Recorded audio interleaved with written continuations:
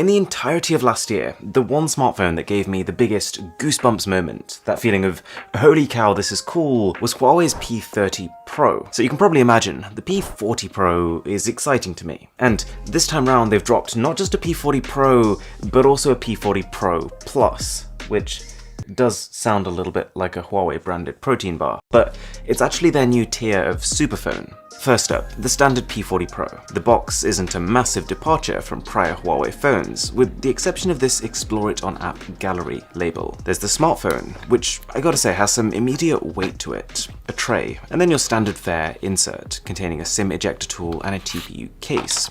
It's simple, very lightly textured on the inside, with a little Huawei logo on the bottom corner. The rest of the unboxing experience is very familiar. Huawei's 40-watt supercharger, a USB-C cable, and a pair of reasonably capable wired earphones.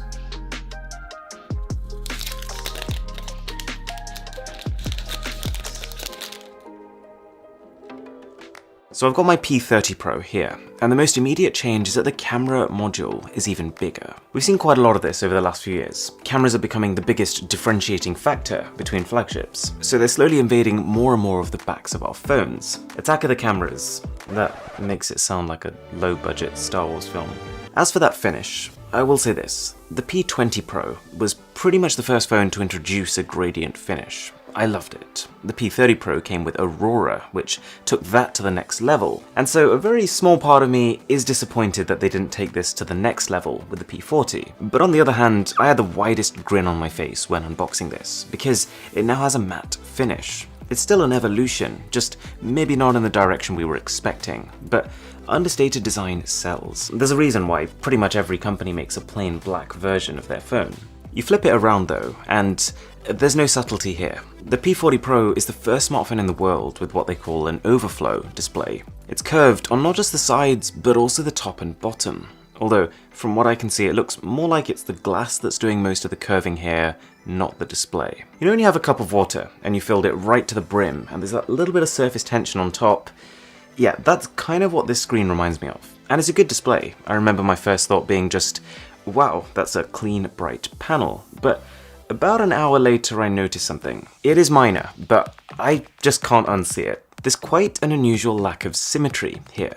The sides have a different thickness to the top, which in itself has a different thickness to the bottom. You've got, I think, the biggest hole punch cutout I've ever seen on a phone, positioned in what feels like a fairly weird location. I almost want to just push it a millimeter to the left. But the thing that irks me, and this could just be me, it might not bother you at all, but it's the corners. Because of how the glass curves down here, and it curves down here, you've almost got 4 points in the bezel that feel like they're protruding.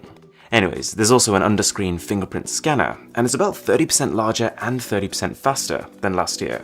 And that makes more difference than you'd think. It's still a standard optical scanner, but the extra sensor area means you can almost miss the icon and it'll still scan your finger.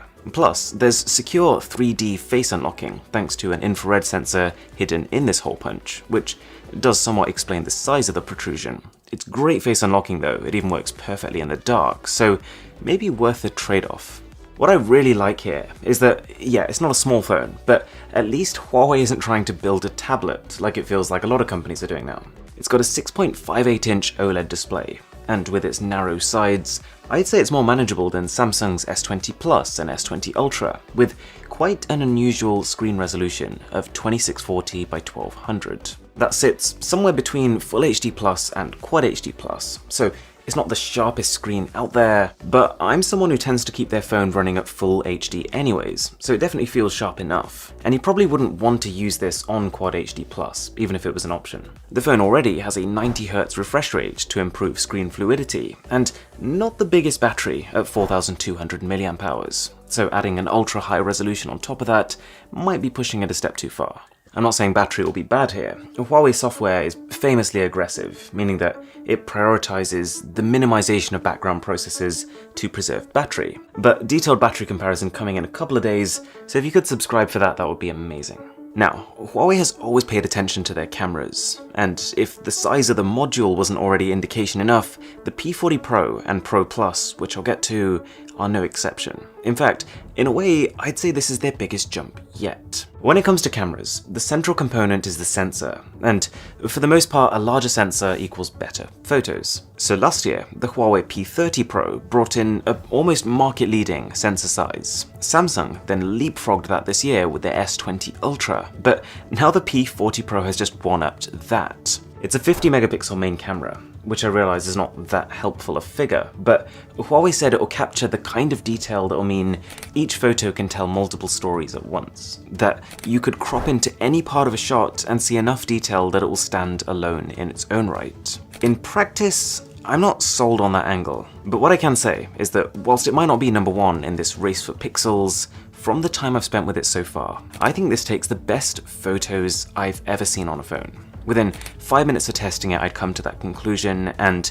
I stood by it after hours more. Shots are lush, but not in a really fake way that some older Huawei phones have tended towards. The large sensor means natural background blur. None of this at all was taken in portrait mode, and you can quite comfortably crop into these photos and still have a pin-sharp result. And there's a whole lot more going on in terms of both the software and the hardware of this camera system. For example, octave phase detection autofocus, or in other words, practically instant focusing on whatever pops into view. Not to mention the weight given to AI features this time round. The P40 Pro comes with the same Kirin 990 5G chip that we saw on the Mate 30 Pro last year, but according to Huawei, it's only with this phone that they've truly taken advantage of its AI capabilities. I'm always a bit hesitant with the way AI is constantly used to market smartphones, but these are cool features. In the past, Huawei phones could recognize environments and pets and sort of tune your photos accordingly, but that range of scenarios that it can now recognize is far greater. It can know which sport you're taking a photo of, the posture of people sitting around you, and even their facial expressions. So in theory, this better understanding leads to better photos. So for example, it'll know you're taking a photo of an annoying reflective object, and it can reduce reflections. Or it can know if someone has just jumped into the back of your photo without you realizing, completely ruined it, it can snap them out of existence. You can literally see it in action.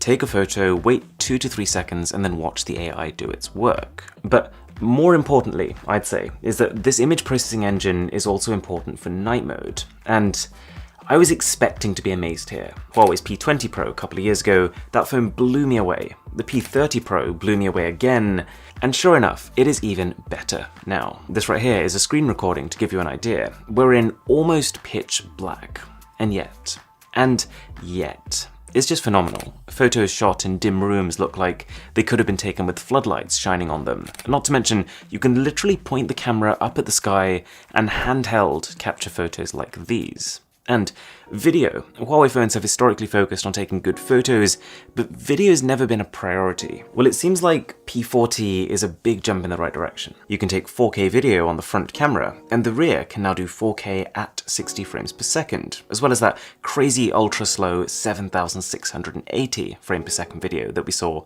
on the Mate 30 Pro. The video is also now steadier than before. The phone combines optical image stabilization with AI stabilization, and it works better in low light.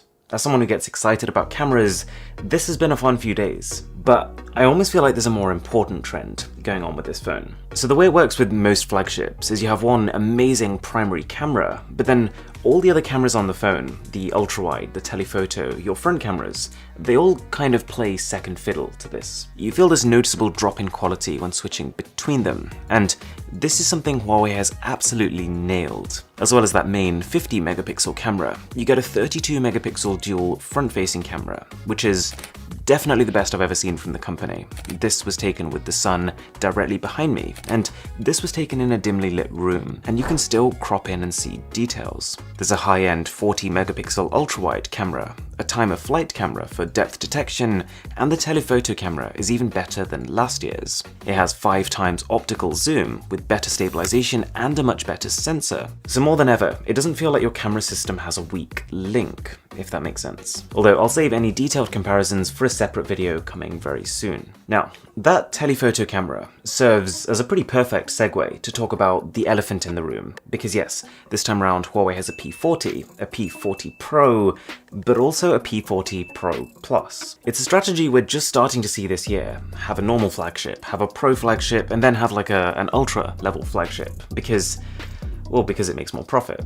Take a look at Samsung. There'll be a whole load of consumers that are drawn into buying a Galaxy S20 because it does have amazing specs for £800 here in the UK, but a portion of those people will then start comparing it to the S20 Plus and the S20 Ultra, and before they know it have convinced themselves that they're actually willing to pay 50% more to get those extra features. The Ultra gives the least value for money out of the entire S20 lineup, but it's the best-selling model.